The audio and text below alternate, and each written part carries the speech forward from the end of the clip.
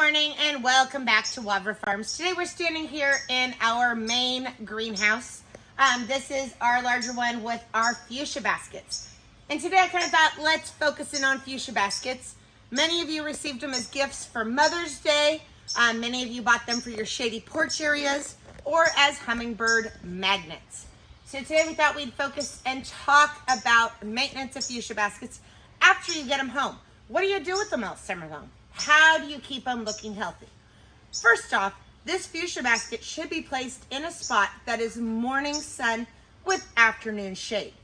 You really want to start having shade on it by about 11 o'clock noon.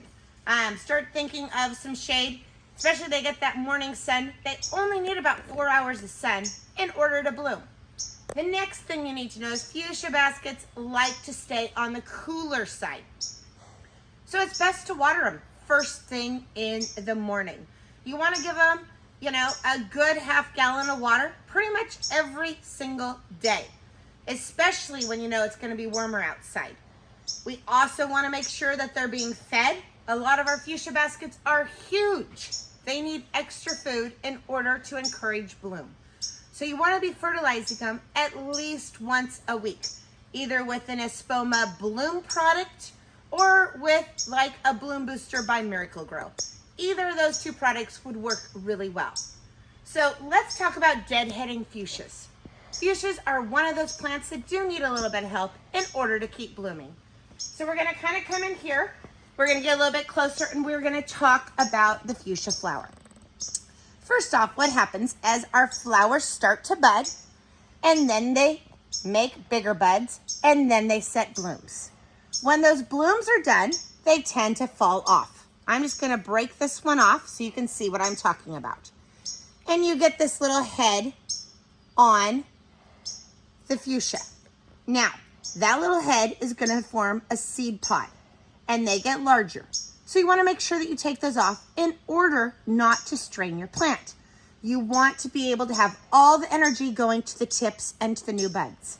So if you look at this here, you can see here's a seed pod. If I dig in closer, they even will start to turn a red color as they age. So they pull off really easy. And it's something that you want to make sure you try and stay on top of. Now, most of them will tend to fall off. As they become aged, they will come right out of the basket. And as you can see, it'll shed a little bit.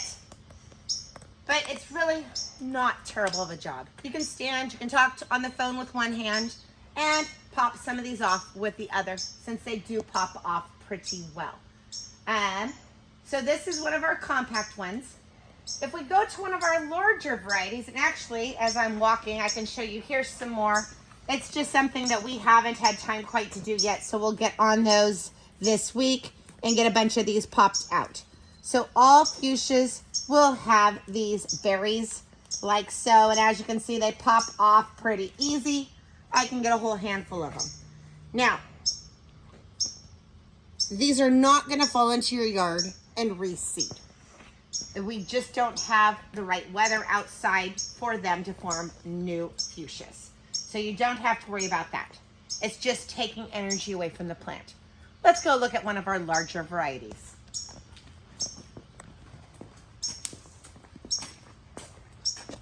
So this one here is called Maranka. And as you can see, even the larger varieties are gonna have these fuchsia berries on them. So those two are going to need to be pulled off as the flowers age. So just a little bit of fuchsia maintenance is all it really takes to help keep your fuchsia looking great all summer. Make sure to water first thing in the morning, fertilize once a week, provide a nice shady spot, and you too can have a beautiful fuchsia basket all summer long. Thanks so much for watching and happy gardening.